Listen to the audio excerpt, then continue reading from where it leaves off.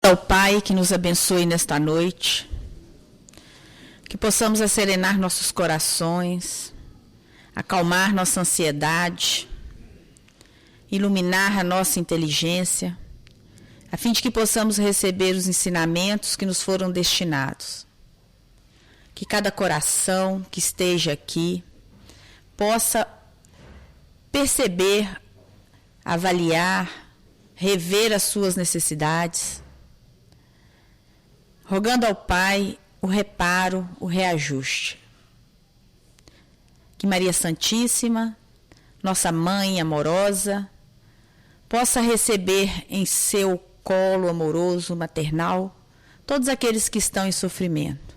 Que sob a sua tutela, os nossos irmãos que estão nos manicômios, nos hospitais, nos asilos, que estão abandonados nas ruas, que eles possam receber as bênçãos, um pouco de esperança, para que eles cumpram os propósitos da espiritualidade. Que aqueles que estejam em sofrimento, familiares, desencarnados, também possam ser orientados pela espiritualidade que tutela a nossa casa, pelos nossos espíritos benfeitores. Permita-nos, Pai, que sejamos instrumentos da sua palavra, que possamos auxiliar nossos irmãos, para que possamos ser também auxiliados.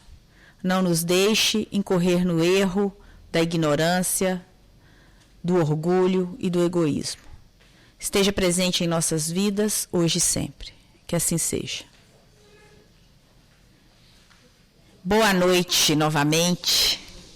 Hoje nós vamos dar sequência ao nosso estudo sistematizado da doutrina espírita.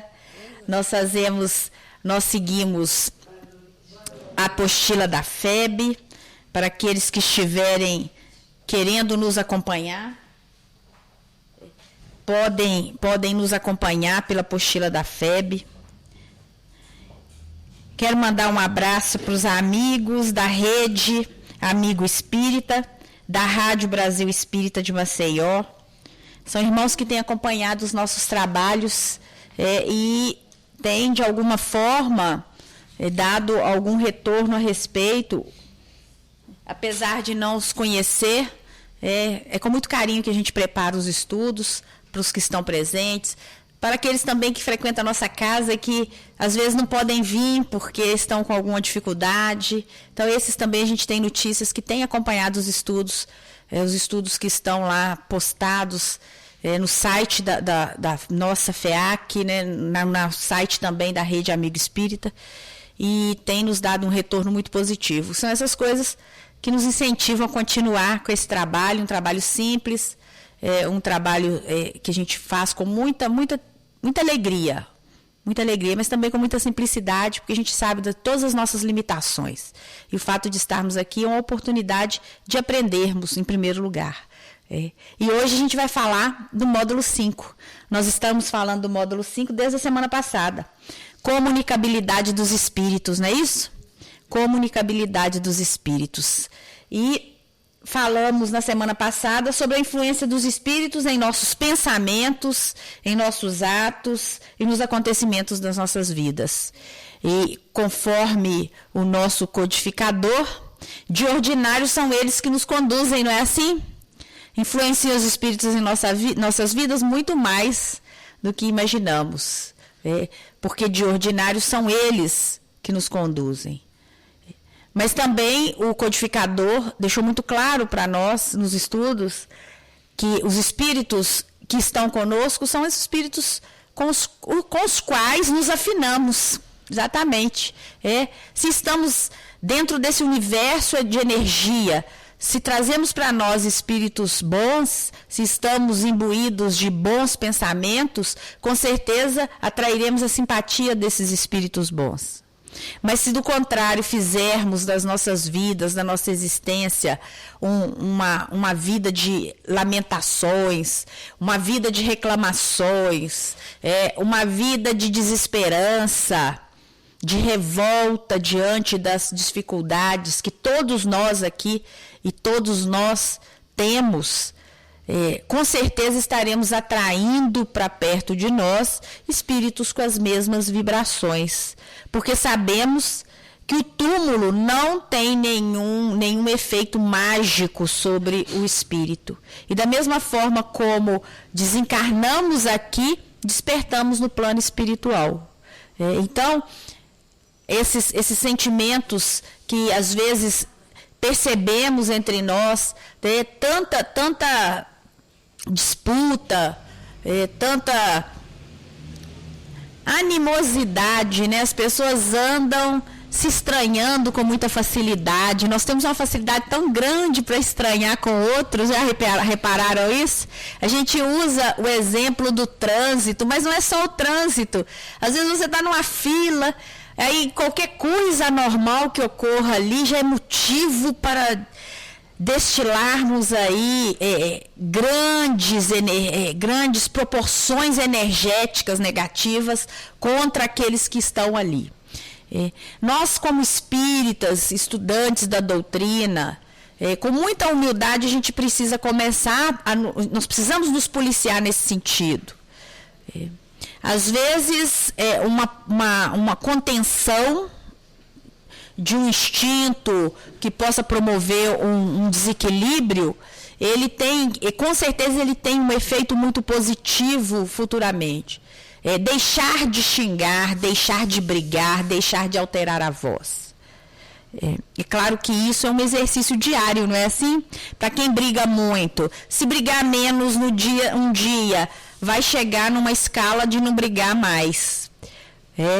Para quem gosta de gritar muito, tem gente que tem voz alta, né? Já fala alto, assim como eu já falo alto, o povo acha que eu sou brava, mas não é que eu seja brava, é porque eu já falo alto. E aí todo mundo acha que a gente já está brigando, não é. E quem fala alto, porque está nervoso, começa a se conter. Com o tempo começa a falar com mais doçura. E a fala doce, ela desperta no outro bons sentimentos. Porque uma energia que eu lanço aqui, ela pode ter uma repercussão positiva ou negativa. Então, nesse sentido, nós vamos atrair ou deixar de atrair, né? Nós vamos aproximar ou distanciar de espíritos que podem nos auxiliar, mas também de espíritos que podem nos prejudicar. Então, essas questões ficaram muito claras para nós no estudo da semana passada com relação às nossas escolhas, com relação à forma como conduzimos as nossas vidas. O livre-arbítrio é uma faculdade do espírito. E é a partir do livre-arbítrio que fazemos as nossas escolhas. E essas escolhas, elas precisam ser feitas de forma que tenhamos que colher os frutos das nossas escolhas. Já num pensamento muito mais, menos infantilizado. Não somos mais aqueles bebezinhos que fazem arte e começam a chorar e vêm pedir colo, né? Agora nós já somos espíritos que já temos uma jornada considerável de encarnações que nos permite uma maturidade para percebermos que os nossos atos geram consequências e que essas consequências poderão ser favoráveis ou desfavoráveis à nossa evolução. E é diante dessas questões que nós trabalhamos na semana passada e hoje a gente vai falar um pouquinho de mediunidade e dos médiuns. Esse é um tema extremamente denso. Para isso, o nosso codificador escreveu uma obra inteira, que é o Livro dos Médiuns. E nós vamos nos apoiar no Livro dos Médiuns, nós vamos nos apoiar no Evangelho segundo o Espiritismo, também no Livro Consolador de Emmanuel e o Estudando a Mediunidade de Martins Peralva. Mas, por óbvio, que o tempo, a exiguidade do tempo, não vai permitir que a gente faça nenhum tipo de aprofundamento com relação à mediunidade e à figura do médium. Na semana que vem, nós vamos dar sequência para falar especificamente da mediunidade com Jesus. Mas hoje nós vamos falar de mediunidade e médiuns. Dentro desse recorte, nós vamos tentar trazer aí um pouco dessas informações para nós. Allan Kardec vai dizer que, antes de tudo, a mediunidade é inerente a uma disposição orgânica. O que Allan Kardec está dizendo? Olha, mediunidade está ligada a uma disposição orgânica, é uma capacidade orgânica. Assim como a gente tem a capacidade de enxergar, tem gente que enxerga bem demais, né? Tem gente que já não enxerga bem. A disposição orgânica para a visão não é tão boa. Tem gente que escuta muito bem, outros já não escutam nada. É isso que ele vai dizer. Ele vai dizer, olha, mediunidade é uma disposição orgânica de que qualquer homem é dotado. Qualquer homem. Assim como a voz, a audição, são faculdades da matéria, do espírito, mas também da matéria. A mediunidade, ela não se vincula a avanço do espírito. Então, equivocadamente, muitas pessoas pensam assim, espírito evoluído é que tem mediunidade. Nem sempre. Nem sempre. Porque é uma disposição orgânica. O espírito evoluído no ponto de vista moral, por ele ser evoluído do ponto de vista moral, imagina-se que também ele tem essa faculdade. Mas nada impede que um espírito ainda não evoluído no campo moral tenha também essa faculdade. Né? Mas a gente vai falar mais um pouquinho sobre isso. Vamos pegar primeiro os conceitos. Ele vai lembrar que nenhuma há de o homem, por efeito de seu livre-arbítrio, não possa abusar. E se Deus não houvesse concedido, por exemplo, a palavra, senão aos incapazes de proferirem coisas más, maior seria o número dos mudos do que dos que falam. Está dizendo o quê? Está dizendo, olha, qualquer uma das capacidades, das disposições orgânicas, nós podemos abusar delas. Por quê? Porque nós temos livre-arbítrio. Acabei de falar do livre-arbítrio. Então, é o livre-arbítrio que vai dizer o seguinte, olha, eu tenho um corpo físico, eu tenho duas opções, ou eu cuido dele, ou eu entrego esse corpo físico para as farras e as orgias, e depois eu vou ter que colher os resultados disso. Eu tenho uma voz bonita, eu posso cuidar dessa voz e ter uma voz durante muito tempo, ou eu posso simplesmente negligenciar essa voz e não cuidar dela e até perdê-la por questões orgânicas que vão por desgastes, por mau uso. Allan Kardec está dizendo exatamente isso com relação à mediunidade. Assim como nós temos atributos, nós podemos receber atributos mediúnicos e fazer bom ou mau uso dele. Porque isso tem a ver com livre-arbítrio. Somos nós que vamos decidir. Então você está me dizendo que existem médiuns que têm capacidades mediúnicas avançadas, que podem usar isso para fazer o mal? Sim. Infelizmente, sim. Assim como nós temos pessoas que falam e usam a fala para fazer o mal, para falar mal dos outros. Isso é escolha do espírito. É livre-arbítrio do espírito. Ele vai lembrar também que Deus outorgou faculdades ao homem e lhe dá a liberdade de usá-las, mas não deixa de punir os que dela abusam. Então, Deus deu, porque nós temos que pensar o seguinte, Deus é a força criadora do universo. O universo é harmonioso. Nada, nem um bater de asas, nem uma folha, por menor que seja, ela vai cair sem que haja permissão divina. Porque é Deus que organiza e que sustenta o universo.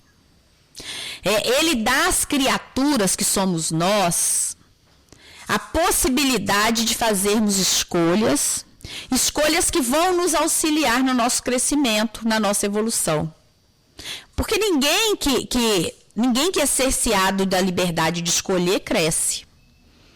Se você é uma pessoa que é direcionada, que o outro é que pensa por você, a sua possibilidade de amadurecimento é muito menor. E Deus nos dá essa faculdade pelo livre-arbítrio. Mas nós não podemos esquecer que acima do livre-arbítrio humano, do Espírito existe a determinação de Deus, que pode pôr fim em determinados abusos que estejamos fazendo. Então, o mau uso de qualquer uma das nossas faculdades orgânicas pode desencadear um fim precipitado, sim, uma interrupção precipitada. Se você utiliza um dom de forma a fazer mal às outras pessoas, pode ser que você seja eliminado ali, que te seja retirado aquele dom. Porque, gente, nem a nossa inteligência é nossa, né? Porque se a gente pode sofrer algum problema aí e perder até a nossa sanidade. Então, não vamos querer ser super-homens, não vamos querer ser mais do que o Criador. Nós temos que querer nos direcionar a Ele. Jesus nos deu o caminho. Por isso, Ele é o caminho, a verdade é a vida, não é assim? Por isso que a doutrina espírita fala, é o nosso modelo e guia. Então, nós temos que mirar no exemplo dele e seguir esse exemplo. E não querer fazer como muitos, às vezes, que se percebem e se imaginam como inatingíveis, inalcançáveis. Infelizmente, a gente percebe que muitas pessoas estão vivendo esse equívoco. É o equívoco do poder. Chegam ao poder e tomam conta e pensam assim, sou inalcançável.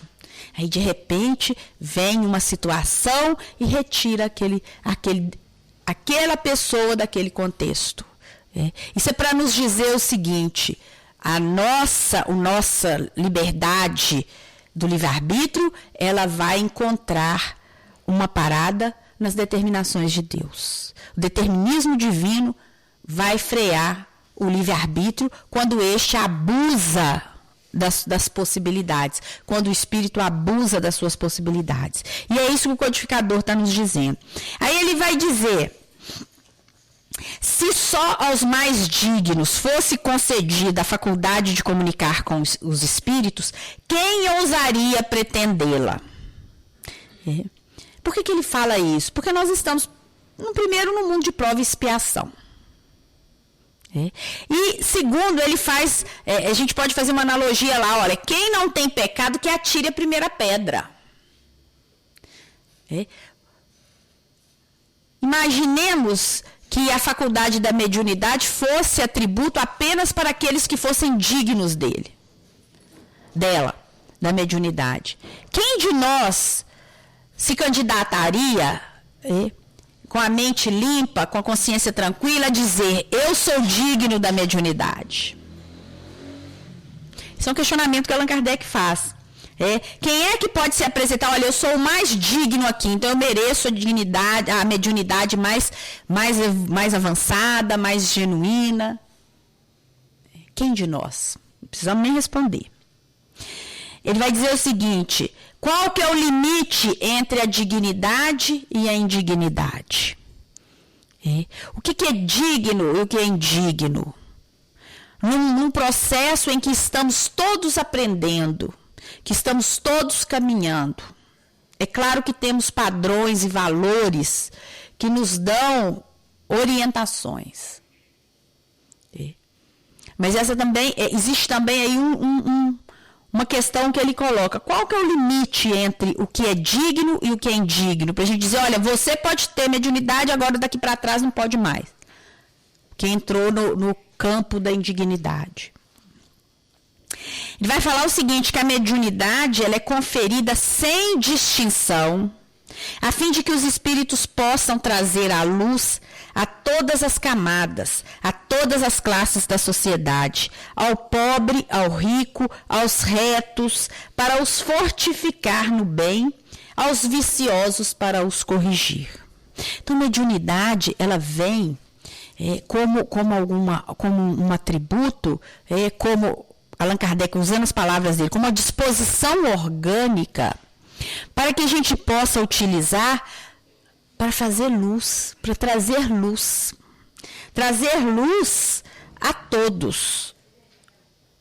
Sem esse discurso aí que somente uns que vão se salvar, somente nada. Não existe. Não existe distinção. a religião verdadeira é a religião do amor. E o amor, ele não escolheu nenhuma casa religiosa, nenhuma hierarquia tradicional religiosa para se filiar. O amor, ele está em qualquer lugar. E muitas vezes a gente encontra pessoas que não professam religião nenhuma, com uma capacidade de amar maior do que aqueles que frequentam todos os dias, que estão ali todo dia. Allan Kardec vai dizer que não são os viciados, os doentes que necessitam de médicos. Em estudos anteriores, a gente já viu aqui algumas falas, tanto de Emmanuel quanto de Allan Kardec, nesse sentido. O que é a oportunidade de encarnar num planeta como a Terra? O que é o nosso planeta, se a gente pudesse dar uma figura para esse planeta nosso? Ou é um hospital, um grande hospital, ou uma grande penitenciária, não é assim? Porque nós temos muitos aqui que estão encarnados para se ajustarem. Mas uma penitenciária com propósito de correção, né? De educação. Correção é uma coisa meio complicada, né? De reeducação, de educação. Porque, nesse sentido, são aqueles que precisam de uma oportunidade, mas precisam também de uma repreenda, de uma repreensão, porque em algum momento houve uma queda, houve um problema. Mas também é um grande hospital, porque muitos de nós, que aparentemente estamos aí bonitos, rosados, sadios, sorridentes, muitos de nós, nessa condição, carregamos dores imensas em nossos corações. Temos os nossos espíritos dilacerados pelo sofrimento. E não precisa nem de apontar, nem de dizer, nem de falar que o meu é maior ou menor que o seu. Cada um, na sua intimidade, sabe avaliar as dificuldades. E por que estamos, inclusive, buscando compreender melhor a nossa existência? Então, ele vai lembrar exatamente isso. Os médiuns são muito necessitados, viu, gente? Às vezes a gente tem o hábito de olhar para os médiuns como se eles fossem figuras especiais. E, na verdade, os médiuns são aqueles que precisam de muita prece, de muito carinho, de muita fraternidade. Porque os médiuns são os que chegam, muitas vezes, muito mais endividados. E porque são os mais doentes, é que eles vão receber talvez uma missão mais desafiadora. Quem fala sobre isso, em vários momentos da sua obra, é André Luiz. Mas eu separei duas histórias aqui, para que a gente pudesse só ilustrar essa ideia da mediunidade. Uma delas é a queda de Otávio. André Luiz, todo mundo conhece a história, desencarna, né? Passa pelo nosso lar, e aí ele consegue uma permissão para contar, e ele vai contando, vai escrevendo uma série de obras extremamente importantes para o estudo da doutrina espírita, para a compreensão das questões espirituais. E ele escreve no primeiro livro Nosso Lar, que virou até filme. No segundo livro, ele escreve Os Mensageiros. Os Mensageiros, do capítulo 1 ao capítulo 13, narra várias histórias de quedas de médiuns. Então, eu separei duas aqui que eu vou tentar contar rapidamente para nós. A primeira delas é a história de Otávio.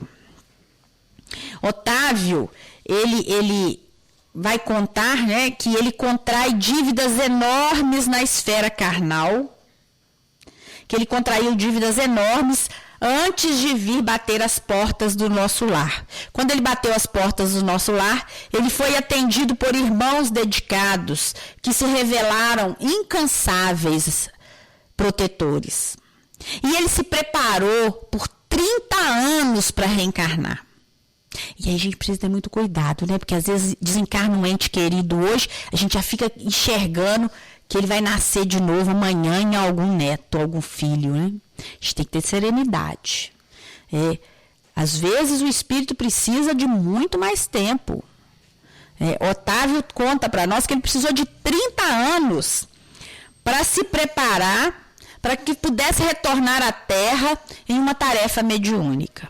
E nesse tempo em que ele se preparou, ele se candidatou ao reajuste pela mediunidade, pelo exercício da mediunidade com Jesus, pelo trabalho em prol do próximo, pelo exercício da caridade.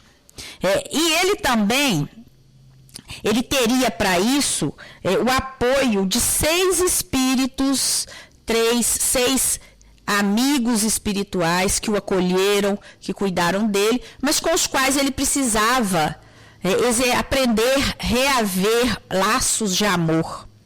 E ele se candidata a esse retorno ao planeta, e ele vem, e uma das situações é que ele não iria contrair matrimônio.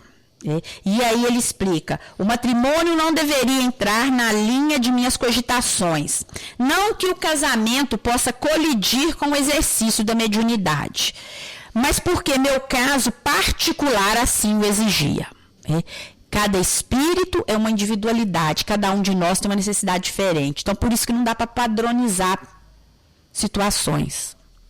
Então, para ele, no caso específico dele, não se casar, não ter um matrimônio, iria auxiliá-lo na sua jornada. E ele vem, e ele nasce numa casa em que uma mãe muito, muito amorosa, muito dedicada, e ele aos 13 anos ele ficou órfão desta mãe, e aos 15 ele começou a receber os primeiros chamados da mediunidade, os primeiros chamados da esfera superior para as tarefas da mediunidade. Antes de vir, como todos nós, promete fidelidade aos instrutores, devotamento às entidades, à proposta de reencarnação. Quando ele chega com 15 anos chamado, nessa época o pai, que já estava viúvo há 2 anos, contrai novas núpcias, e essa esposa, que também vinha de uma segunda núpcias, traz para casa 3 filhos. O pai do primeiro casamento tinha mais 3 irmãos, com mais os 3, eram 6 a 6 entidades com as quais ele iria fazer o seu reajuste, que ele iria ter lá a sua oportunidade de regeneração. Contudo, o que ele faz? Apesar de ter sido criado no ambiente espírita, ser conduzido pelo ambiente espírita, ele não foi fiel.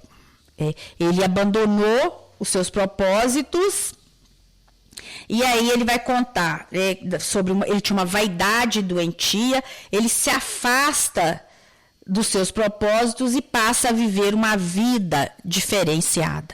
Com isso, ele se afasta dos seus irmãos. O seu pai falece e ele se abandona os seus irmãos com a sua madrasta.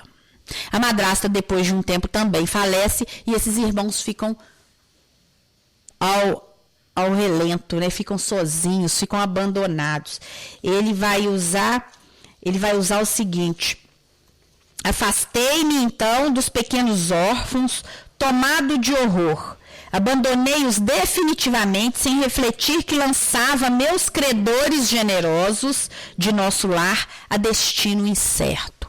E aí ele abandona os seus irmãos, seus 6 irmãos, e ele fica, e os irmãos, obviamente, sofrem toda a sorte trazida pelo abandono. Posteriormente, ele se casa. E ele conta o seguinte, que ele foi obrigado a casar pela violência, porque ele vinha de um histórico de abusos, de vícios, e por consequência, aquela que iria se juntar a ele não poderia ser alguém que pudesse ampará-lo espiritualmente. Ele se associa a uma esposa em que ele mesmo vai dizer: tão somente por apetites inconfessáveis. Era uma criatura muito inferior. E essa criatura muito inferior, ela atraía uma entidade monstruosa com ela. E essa entidade monstruosa chega como filho dele. E aí ele vai contar que ele deixou os 6 irmãozinhos na rua. E ele lembra, olha, cuja convivência concorreria decisivamente para a minha segurança moral. E ele passa a ser atormentado por essa esposa e por esse filho. Até que ele morre com 40 anos, ele desencarna com 40 anos, roído pela sífilis, pelo álcool e pelos desgostos, sem nada haver feito para o seu futuro eterno, sem construir coisa alguma no terreno do bem. Então, esse foi a história de Otávio, que é contada com mais detalhes lá no capítulo 7 do livro Os Mensageiros de André Luiz. O Otávio que veio para uma proposta de tarefa, um trabalho, e desvirtuou e mudou toda essa proposta. Um outro também que conta a sua história é o Acelino. O Acelino também, ele vai contar para André Luiz, um pouco diferente. Ele vem para um projeto de reencarnação com o apoio de alguém que iria ampará-lo, que seria sua esposa. O casamento com Ruth, que seria sua devotada companheira, já fazia parte do projeto espiritual dele. E ele deveria desenvolver uma tarefa mediúnica, e essa companheira iria auxiliá-lo. Só que Acelino também, diante da mediunidade, ele também fracassa. Ele fracassa um pouco diferente de Otávio. O Otávio foi por outros meios. O Acelino, ele tem uma mediunidade muito, muito intensa, e ele começa a usar a tarefa mediúnica para obter renda material. E ele começa a usar a vidência, a audição e a psicografia em troca de bens monetários. Não é a matéria de hoje, mas a gente sabe que o que é dado de graça tem que ser dado de graça. A mediunidade, nenhum de nós compra a mediunidade. A mediunidade muitas vezes vem exatamente para que a gente possa ter esse contato, poder servir. Acelino viria com uma proposta de reajuste. E o que Acelino faz? Ele começa a vender, ele acha o seguinte, o que às vezes muitas pessoas entram nesse equívoco. Ora, se eu tenho esse dom, por que eu não posso me beneficiar dele? Se os sacerdotes recebem salário, por que eu não posso receber salário? Se outras pessoas recebem, por que não receber? E ele mesmo narra isso, que ele faz esses questionamentos e ele encontra respaldo. Olha as nossas afinidades aí. Ele encontra respaldo entre os seus companheiros, entre os seus iguais aí, que vão dizer para ele, realmente, você tem uma mediunidade, venda essa mediunidade, faça uso, obtenha retribuição monetária dessa mediunidade. E ele, da mesma forma, ele entra num circuito em que ele não tem retorno do plano espiritual. Ele transforma a mediunidade dele em fontes de palpites materiais e baixos avisos. E aí, como Allan Kardec falou, o que acontece? Ele é retirado do plano material. Ele desencarna e adivinha o que acontece? Chega do outro lado, olha os espíritos iguais. Aqui, ó, eu quero notícia lá dos encarnados. Os mesmos espíritos que ele atendeu, os espíritos que estavam vinculados a ele no atendimento, nos intercâmbios nos quais ele obtinha aí esses benefícios materiais, eles estavam do outro lado agora querendo notícia do lado de cá. E o perturbaram durante muito tempo, durante 11 anos consecutivos. Ele foi perseguido por vários e vários espíritos que também perturbados pediam a ele retorno, notícias de pessoas que estavam encarnadas. E aí ele vai contar que ele sofre muito e exatamente porque não utilizou da forma como deveria a mediunidade. E aí a gente volta para Allan Kardec, quando ele diz para nós o seguinte: por que Deus, que não quer a morte do pecador, o privaria do socorro que o pode arrancar ao lameiro. Os bons espíritos lhe vêm em auxílio e seus conselhos, dados diretamente, são de natureza a impressioná-los de modo mais vivo do que se os recebesse indiretamente. Ele está explicando o seguinte, olha, às vezes a mediunidade ela vem muito aflorada para que aquele espírito possa receber o impacto de uma comunicação. Exatamente porque se você recebe uma notícia de um bom proceder, talvez isso não te cause muito impacto. É aquela velha máxima que a gente escuta sempre. Se conselho fosse bom, não dava, vendia. Se nós soubéssemos observar, talvez não precisássemos sofrer tanto. O aprender pelo amor é o aprender pela inteligência, pelo amor. Se eu sei que eu sou energia pura e que se eu fizer o bem, eu vou atrair o bem, por que eu vou insistir em praticar o mal? Por que eu vou insistir em ficar lançando farpas espirituais contra outras pessoas, se eu sei que dentro do contexto universal, essas farpas se reverterão contra mim? Muitas vezes o médium ostensivo, que a gente chama de ostensivo, que é aquele que tem as faculdades mais afloradas, ele é um devedor que precisa ter esse canal exatamente para que ele possa se regenerar. E é isso que Allan Kardec está dizendo. Deus, em sua bondade, para poupar o trabalho de ir buscar longe, nas mãos lhe coloca a luz. Não será ele bem mais culpado se não a quiser ver? Mediunidade, segundo Allan Kardec, é oportunidade de ver a luz. É oportunidade de despertamento. Ele vai dizer o seguinte, o médium, ele não pode se esquivar do seu dom. Porque o médium, o ostensivo, ele tem um campo aberto com a espiritualidade. Ele sabe, ele não está mais na ignorância. Ele sabe as consequências do seu agir. Assim como nós. Nós que estamos aqui, nós sabemos das nossas responsabilidades espirituais. Eu imagino que quando estivermos fazendo qualquer coisa que seja desagradável, nós vamos nos sentir tristes por isso. Por quê? Porque nós já entendemos a nossa caminhada. Às vezes assim, até quando precisamos, quando nos exaltamos, nós nos arrependemos exatamente porque sabemos que não é mais essa postura que o nosso espírito precisa. Não é mais isso o que buscamos. Porque nós já patinamos no erro e agora a gente precisa ajustar. Depois a gente conversa, tá? Eu te atendo depois. A consciência cobra, né? É onde está inscrito a lei de Deus. Onde é que está escrita a lei? Na Bíblia? Nas obras? Claro que não. Eu costumo falar e o povo fica meio bravo. Mas isso aqui não tem valor nenhum se ficar aqui em cima dessa mesa. Pode ser as obras mais lindas do mundo. As obras, os livros mais maravilhosos. Tem gente que põe a Bíblia na porta de casa para o vento ler. Aí põe lá, Salmo 93, e o vento vai batendo. E a Bíblia vai ficando amarela. Mas jamais para ali para ler. Para pensar, para refletir a respeito. Isso vira mero acessório decorativo na casa. Assim como qualquer outro acessório. Por quê? Porque a lei está inscrita em nossa consciência, está inscrita em nós. Eu preciso aprender, eu preciso retirar as minhas orientações de mim mesmo. Se eu não entendo, se eu não compreendo, como que faz?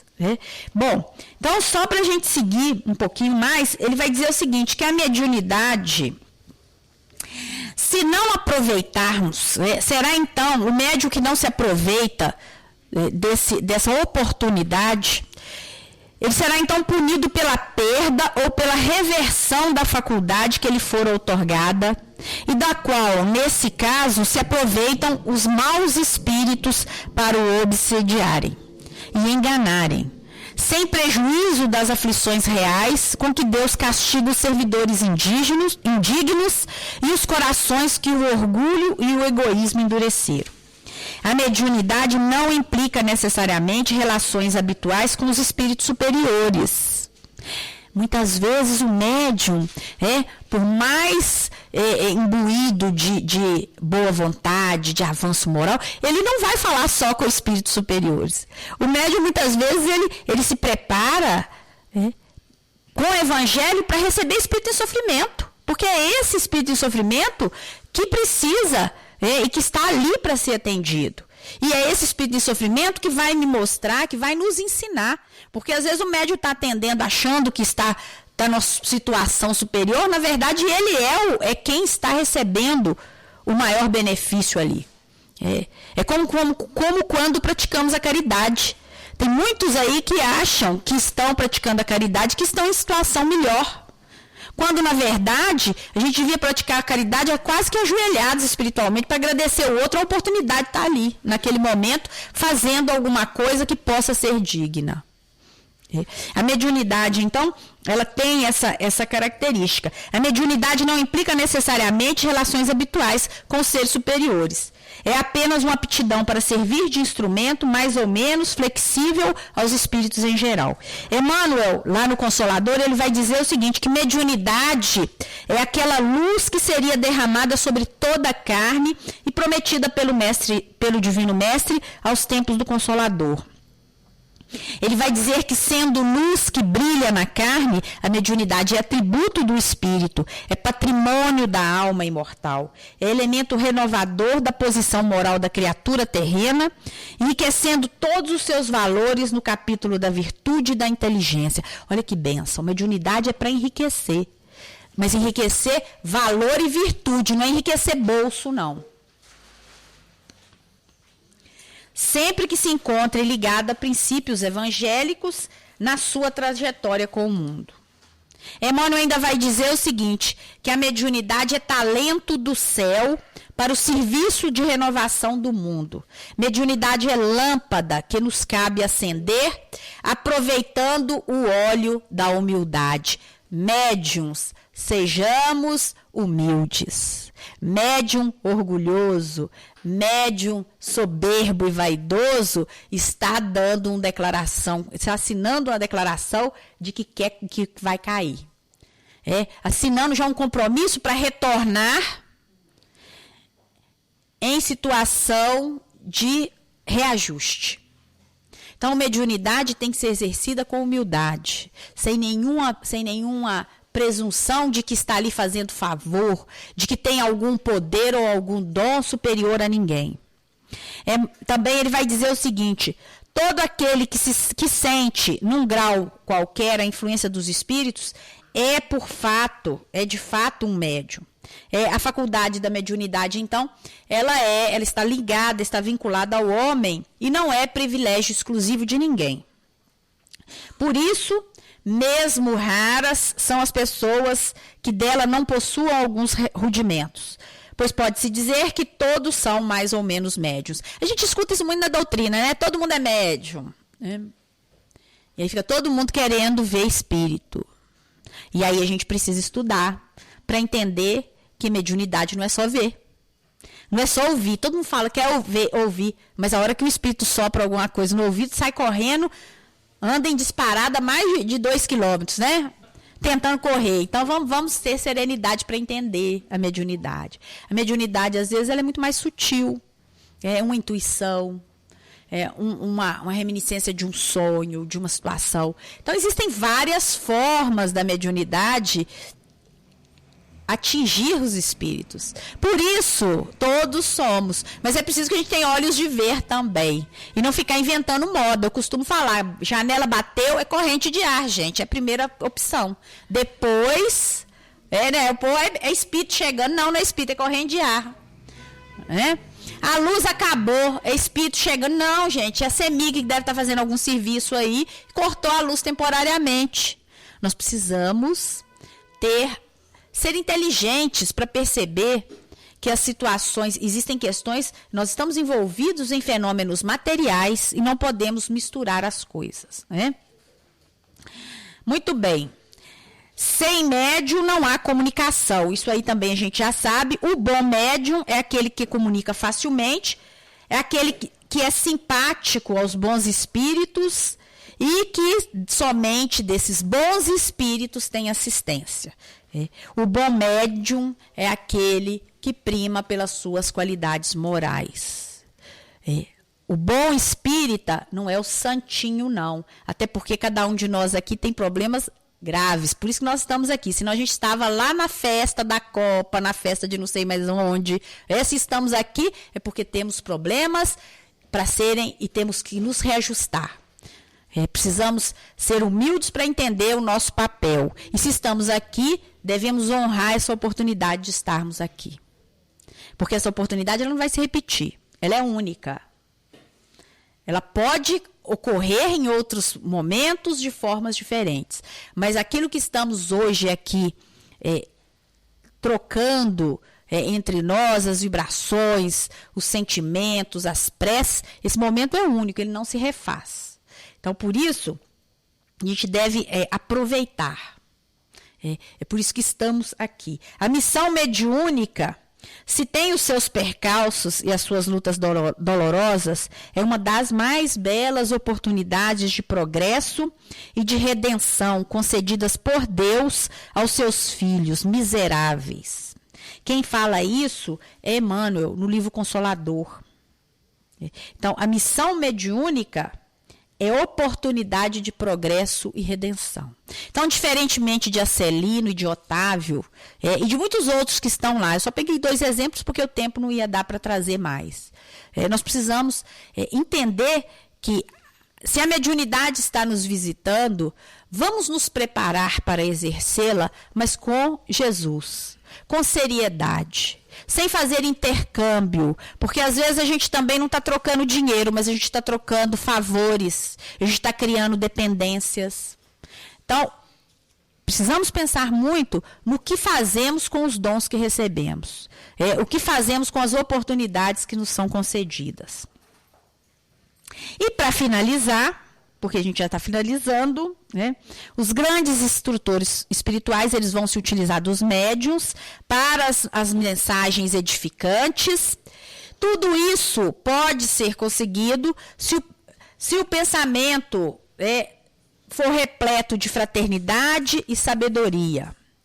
Porque é o pensamento que é a bússola para as nossas realizações. Quem fala isso é Martins Peralva, lá no Estudando a Mediunidade. Então, o que a gente precisa, só para a gente fechar, nosso tempo, estamos em cima da hora, mas só para a gente fechar. Médiuns somos todos.